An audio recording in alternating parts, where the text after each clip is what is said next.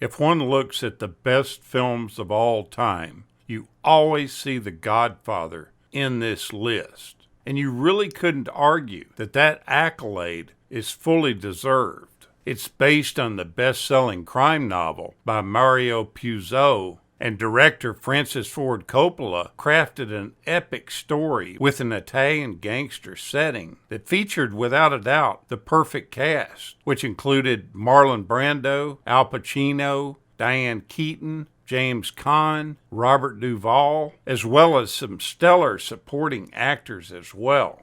The Godfather excelled in every possible area: the acting, the script, the direction, the cinematography, the music, and the casting. All were some of the finest Hollywood has ever produced. But it almost wasn't that way.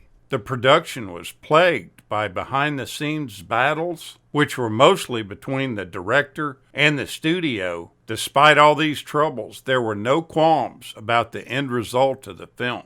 Everything that it took to make this film turned it into one of the most legendary pictures of all time. The iconic actor Marlon Brando played the role of Don Vito Corleone, but this eccentric actor's casting did lead to some behind-the-scenes problems and issues. One of the main problems was Brando's preference to use cue cards to read his lines while the filming was going on. He didn't like to learn his lines prior to the filming. He felt like it took away from his acting ability. Now, whether this is true or not, we don't know. He may have just been lazy. The cards would be creatively hidden around the set, such as behind props, and even attached to other actors that he was talking to. He claimed that this method allowed him to be more spontaneous while the filming was going on, which resulted in an improved performance overall.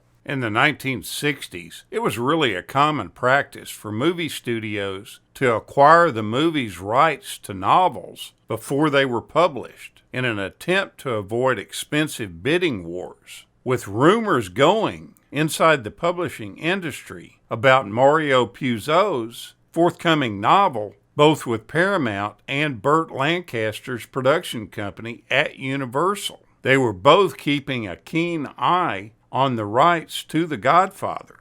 If Universal were to win the battle, Lancaster was really wanting to play the lead role of Don Vito Corleone himself. Although he's undoubtedly a legendary actor, it's really hard to imagine him having the same impact on this film as the lead Marlon Brando did. He certainly had the reputation for playing tough guys, but his fame and relatively clean-cut image arguably made him less suitable than Brando for this role. One of the biggest battles that Francis Ford Coppola had with the producers at Paramount was in the casting of Don Vito Corleone. The studio threw out quite a few other names, including Charles Bronson, for this lead role. But Coppola and the book's writer had Marlon Brando earmarked for this part from a very early stage in the production. But the studio was completely against the idea, and they set up a number of restrictions that were designed to dissuade Coppola. They initially wanted to shoot him a really low figure for a fee, and they wanted to require the actor to post a bond because he had a real unreliable filming record. Brando and the director ended up putting together a makeshift audition video where Brando stuffed his cheeks with cotton, and then they took it to the bosses of Paramount Pictures. Instantly, they were convinced, and everyone involved agreed that he was the perfect choice for Don Corleone.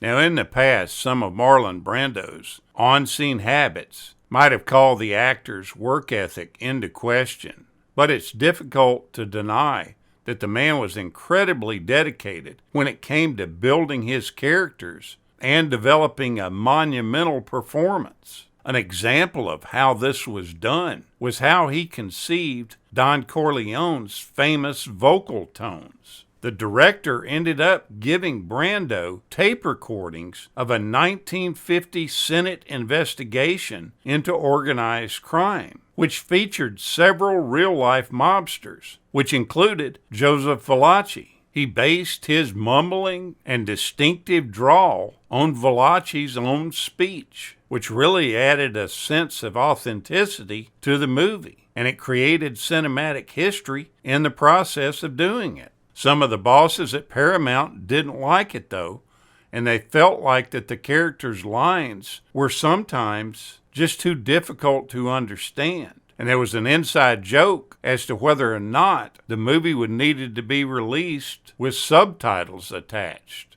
But in the end, Brando had the last laugh. Many of the fans of the movie know that Talia Shire, who played Vito Corleone's daughter, Connie, is actually Francis Ford Coppola's sister, and that the actress would go on to appear in all three of the Godfather movies. But she is not the only member of the director's clan to find themselves on screen in some capacity or another. Their father and renowned musician, Carmine Coppola, contributed piano parts to the movie's soundtrack, and he also appeared alongside his wife during a restaurant scene. Coppola's mother also played briefly in a scene where she was a switchboard operator, and his own daughter played Connie's child during the stunning christening sequence. When almost anybody thinks back on the movie, the first scene that springs out in their mind is one where the Hollywood big shot Jack Waltz turns down a request from the Corleone family, and then he wakes up the next morning to find a horse's head in his bed.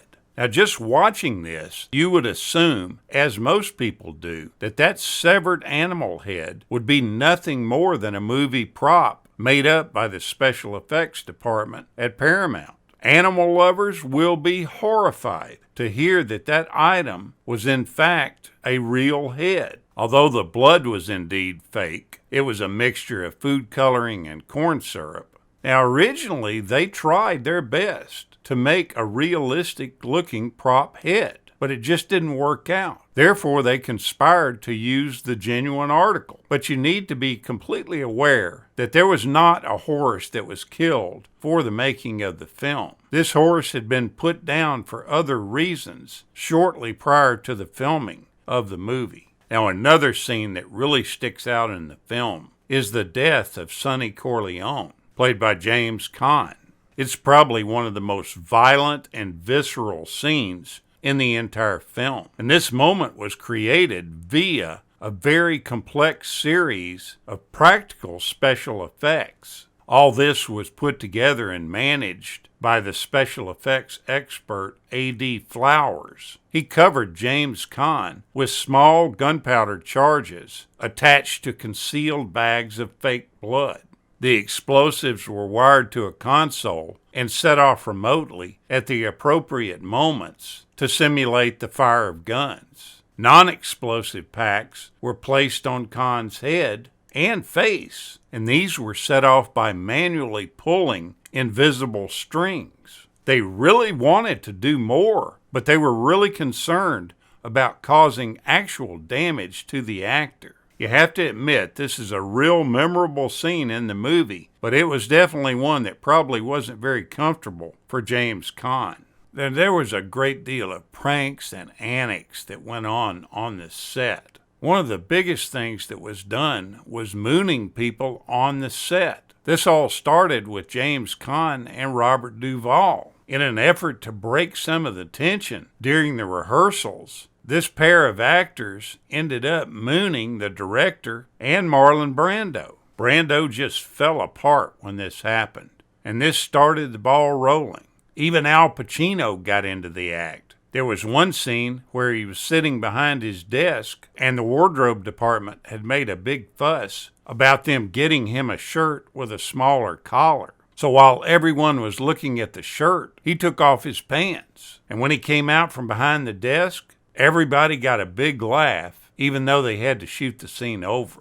The ultimate moon came from Brando and Duvall. They mooned 400 cast and crew members during the shooting of the wedding scene. They planned it real carefully, and when they did it, everyone working on the production and most of the extras that were in the wedding scene just roared with laughter. Eventually, Brando was crowned the best prankster of the film, and this was designated by a heavyweight-style leather belt with the title Moon Champion on it. Since most of the film was shot in New York, members of the Italian-American community were really concerned that the production would only propagate the stereotypes of Italian-Americans. It's ironic that the Mafia themselves were also highly skeptical of this film, and they took upon themselves to do some threatening actions in protest of it, including shooting at a parked car that belonged to a producer's secretary.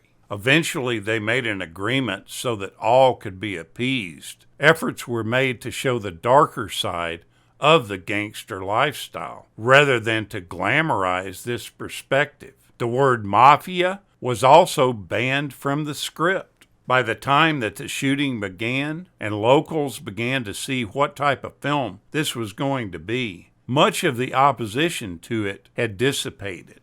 This is one of those films that I don't intentionally go to look for to watch, but when I see it and stumble upon it when I'm scanning through the channels, I always stop on it and usually end up watching the remainder of the movie from the point that I jumped into the film. It's always a great watch. Thank you so much for watching, and we'll continue to chase the classics.